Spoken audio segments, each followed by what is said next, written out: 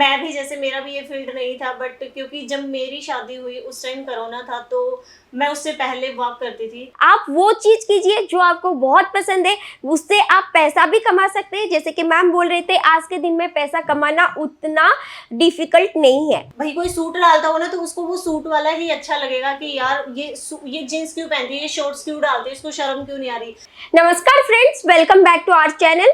ये चैनल के थ्रू मैं हमेशा आपके लिए कुछ यूनिक और कुछ हटके और बहुत ही ज़्यादा इंटरेस्टिंग वीडियो लेके आती हूँ। और हमारे साथ आज मैम है, जो कि आज के दिन में एक एग्जाम्पल है हमारी यंगस्टर्स के लिए, और आज के दिन में वो सक्सेसफुल भी है। तो आज हम उनसे उनकी स्टोरी सुनेंगे। तो चलिए सुनते हैं। जैसे कि मैम हेलो, नमस्कार।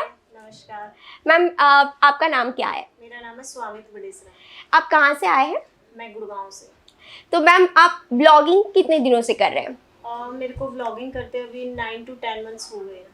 अच्छा, मतलब 9-10 महीने हुए हैं आप ब्लॉगिंग स्टार्ट की। तो मैम, आप शादी से पहले ब्लॉगिंग कर रहे थे या शादी के बाद? शादी से पहले, मतलब मैं बहुत शाय पर्सन थी। मतलब कभी भी कैमरा भी मैंने ऐसे मतलब नहीं उठाया था हाथ में। जी। बट शादी के आफ्टर 2-3 मंथ्स मैंने स्टार्ट किया।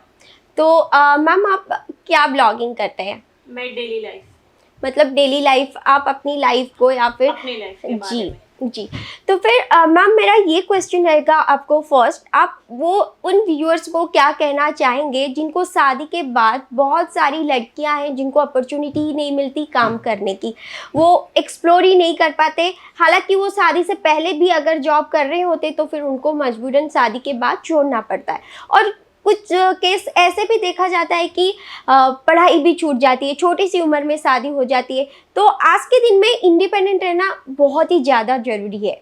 तो आप उनके लिए क्या कहना चाहेंगे? सबसे पहले तो यही कहना चाहूँगी कि यार अगर आप पहले से अगर इंडिपेंडेंट है, अगर आप जॉब कर रहे हैं, तो शादी से पहले ये आपका सबसे पहले डिसीजन होना चाहिए कि मैं शादी के बाद भी मैं जॉब करूँगी, सबसे पहली चीज़। बट 1% अगर ये नहीं चांस मिलता है, तो कुछ ना कुछ ऐसा नहीं है कि सिर्फ जॉब करके ही आप अर्न कर सकते हैं। आप घर बैठे व्लॉगिंग कर सकते हैं, जैसे कि मैं हूँ, मेरे जैसे और बहुत सारे मिल जाएंगे आपको यूट्यूब पे। मुझे लगता है कि आज के टाइम में मतलब पैसे अर्न करना मतलब उतना ज़्यादा डिफिकल्ट नहीं है जितना पहले के टाइम में था। हाँ, मैं ये नहीं कहूँगी कि मतलब व्लॉगिंग करना इतना इजी है, इतना इजी भी नहीं है, बहुत डिफिकल्ट है। और पर हर काम में यार, अगर आप जॉब भी करते हो उसमें भी डिफिकल्टी है, हर काम में डिफिकल्टी तो आती है, तो थोड़ा बहुत आपको रहेगा।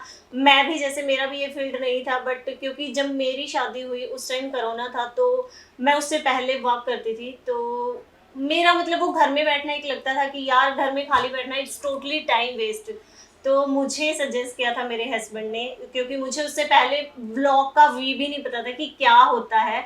तो उन्होंने मुझे बताया कि तू ये क्यों नहीं स्टार्ट करती है। और इस जर्नी में मुझे सबसे ज़्यादा सपोर्ट मिला मेरा भाई से और मेरे हस्बैंड से। सबसे ज़्यादा उन्होंने मुझे इनकरेज किया कि अगर तू घर में खाली है, टाइम पास नहीं होता है, तो तू एटलीस्ट ये कर, एटलीस्ट तू स्टार्ट कर। उनको बिल्कुल भी ये नहीं था कि अर्न ही करना है, एटलीस्ट तू स्टार्ट कर।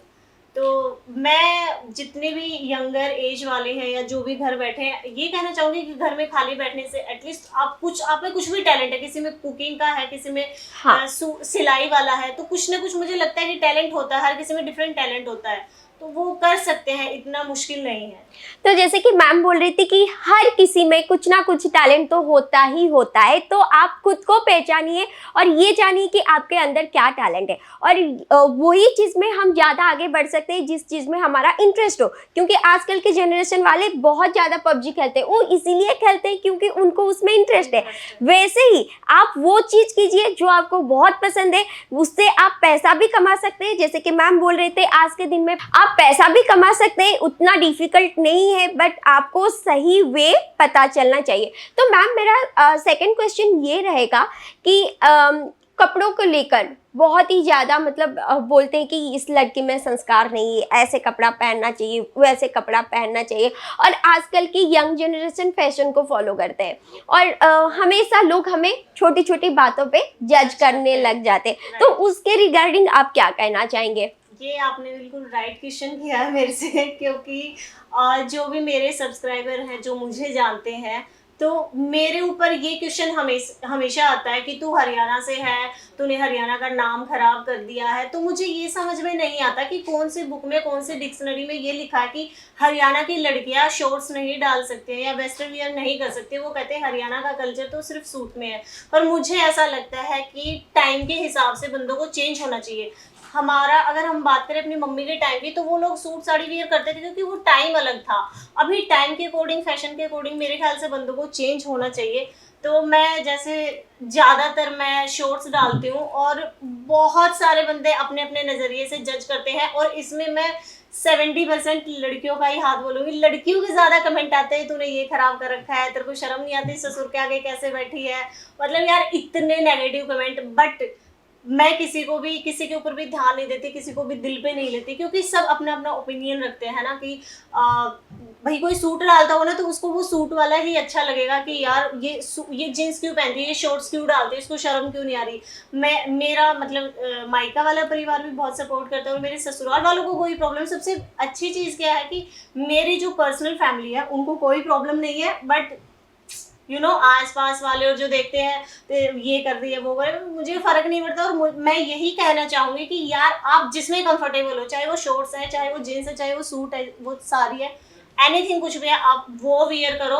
क्योंकि सबसे ज्यादा एटीट्यूड आप उसी चीज में कर पाओगे लाइक जिसमें आप कंफर्ट हो। इट्स नॉट कि सिर्फ दिखावे के लिए आप जीन्स डाल लो। मैं सूट में इतनी ज्यादा कंफर्ट नहीं रहती हूँ और मैंने कभी मतलब वियर भी नहीं किया इतना ज्यादा। मैं स्टार्टिंग से ये चीजें वियर करती हूँ, तो मैं इसी में कंफर्ट रहती हूँ। तो मैम बिल्कुल, ये तो मतलब आपकी बातों से ये लगा मुझे कि लोग हमें जज करने लग जाते हैं, पर्सनालिटी जज कर लेते हैं हमारी कपड़ों से कि ऐसे कपड़े पहनिए तो वो ऐसी होगी, बट ऐसा बिल्कुल भी नहीं होता है। कपड़ों से मुझे जज करते हैं कि तुम्हारे माँ बाप ने मुझे यही संस्कार दिए। यार आप मेरे कपड़े मत देखो, मेरा काम देखो। मैं ससुराल में जाती हूँ तब मेरा काम देखो, मैं अपने मायके में जाती हूँ तो वो सब चीजें नहीं देखते हैं। वो सिर्फ उनको देख के ये अच्छा ये कपड़े डाले हैं तो ये ऐसी है, तो वो पर हमारी लाइन एक ऐसी, अगर हम सबकी बातें ऐसे सुन के अगर दिल पे लेने लगे तो हम कुछ नहीं कर पाएंगे। तो वो है कि एक कान से सुनी दूसरे से निकाली। और सबको यही कहना चाहूंगी कि अगर इन चीजों के अगर इस टाइप के कोई मैसेज आते हैं तो उसको फुल्ली इग्नोर कीजिए। जैसे कि मैम की बातों से तो मुझे मैं दो चीज़ें नोटिस कर पाई जो कि हमारी व्यूअर्स को मैं बताना चाहूँगी। फर्स्ट तो ये था कि कपड़ों से किसी को जज करना ये सही नहीं रहता। अपने अपने चॉइस के हिसाब से लोग कपड़े पहनते हैं और ज़्यादातर लोग ये भी बोलते हैं कि शादी हो गई लड़की शॉर्ट्स पहनती है। ये भी बहुत क्वेश्चन आते हैं। कई तो ये बोलते हैं कि शादी से पहले नहीं पहनती होगी, अभी पहनने लगी। कई मतलब वही दिखावे के लिए पहनती है ये। पर मैं कहती हूँ भगवान ने मुझे हस्बैंड इतना अच्छा दिया है कि मुझे किसी चीज़ की ज़रूरत नहीं। उन्होंने मतलब फुल छूट दे रखी, कुछ भी पहनो। इवन नॉट हस्बैंड, मेरे सास ससुर, मेरी जो फैमिली है, मेरी ससुराल वाली, तो उनको कोई प्रॉब्लम नहीं है चाहे मैं कुछ भी डालूं। पर दुनियादारी का तो काम है बोलने का। आजकल लड़कियों को उतना फ्रीडम तो होना ही चाहिए कि वो अपने हिसाब से, अपनी चॉइस के हिसाब से कपड़े डाल सकते हैं। ये नहीं कि सलवार हो गया, ये नहीं कि साड़ी, और ये नहीं कि शॉर्ट्स।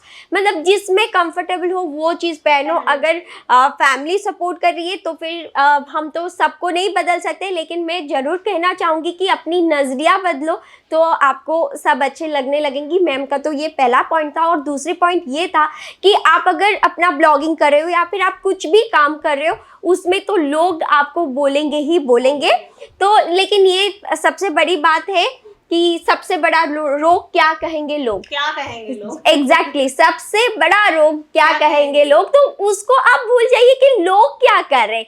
आपको जो चाहिए आप वो करो। और जो भी लोग यूट्यूब चलाते या फिर ब्लॉगिंग करते हैं, ज़्यादातर क्या हो जाता है ना, उनको लोग कमेंट करने लगते हैं तो वो बंद कर देते हैं ब्लॉगिंग करना। बोलते हैं कि नहीं, लोग तो मुझे हेट कर रहे हैं, नेगेटिव कमेंट दे रहे हैं, तो फिर मैं क्यों करूं। बहुत सारे नेगेटिव हो जाते हैं जो कि चैनल बनाते हैं, नेगेटिव कमेंट आते हैं तो वो हरास हो जाते हैं उस चीज से। हाँ। कि यार मेरे को ऐसा बोला जा रहा है, वो फील कर जाते हैं उस चीज को। तो हाँ। एक ये मैसेज है कि यार उस चीज को फील ना करें, टोटली इग्नोर करें। हाँ। क्योंकि जब आप एक लेवल पे चले जाते हो, जब आप फेमस हो जाते हो, तब कहते हैं अरे यार ये तो वो है, अरे यार ये तो वो है। हाँ। और जब तक आप एक स्टार्टिंग, जब आपका स्ट्रगल टाइम होता है, उस टाइम आपकी लोग टांग खींचेंगे जी। पॉइंट आपको नहीं छोड़ना, उसमें आपको और ज्यादा मेहनत करनी है। हाँ, तो कभी भी हरास होके या फिर कुछ भी गलत डिसीजन ना ले, जैसे कि बंद कर देना, काम काम बंद करना, क्योंकि बॉलीवुड मूवीज में तो लड़कियां पहनते हैं शॉर्ट्स, तो अभी तो लोग बोलते हैं यार कितनी हॉट है, कितनी हॉट है। एग्जैक्टली। और अगर मैरिड लड़कियां पहनती है तो इसको संस्कार नहीं है। हाँ, तो ये बात गलत है,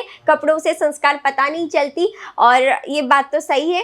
तो मैम आप मतलब आप क्या कहना चाहेंगे व्यूअर्स को कि वो कैसे इंडिपेंडेंट हो सकते हैं, कैसे पैसा कमा सकते हैं, और मेंटल स्टेट उसके लिए क्या रहना चाहिए? सबसे बड़ी चीज़ तो ये रहती है कि व्लॉगिंग लाइफ की अगर मैं बात करूँ, क्योंकि मेरा एक्सपीरियंस इसी चीज़ में है, तो इसमें एक क्या होता है, हम कहीं भी जॉब लेने के लिए जाते हैं तो उसमें क्या सबसे पहले स्टडी मांगते हैं कि आपने कितना किया, कि उसके अकॉर्डिंग ही आपकी जो सैलरी उस पर बेस रहती है कि हाँ भाई आपको इतनी सैलरी मिलेगी। बट इसमें आपको कुछ भी नहीं चाहिए, आपको सिर्फ बोलने की थोड़ी नॉलेज होनी चाहिए, आपके अंदर एक टैलेंट होना चाहिए, चाहे वो कुकिंग का, चाहे वो सिलाई का, चाहे वो डांसिंग का, चाहे वो सिंगिंग का, एनीथिंग, कुछ भी आपके अंदर, आप बिल्कुल भी नहीं पढ़े हैं आप तो भी आप स्टार्ट कर सकते हैं। तो जी। एक सबसे अच्छी चीज ये है, आपको हताश होने की जरूरत नहीं है कि लाइक आप यार आप पढ़े हुए नहीं है तो आप महीने के 50,000 रुपए नहीं कमा सकते। यूट्यूब पे ऐसा नहीं है, कोई भी आपसे क्वालिफिकेशन नहीं मांगी जाती, तो वो एक सबसे बेस्ट चीज है। हाँ, मतलब यहाँ कुछ भी बैरियर नहीं है, जैसे कि पढ़ाई का हो गया, डिग्री नहीं चाहिए।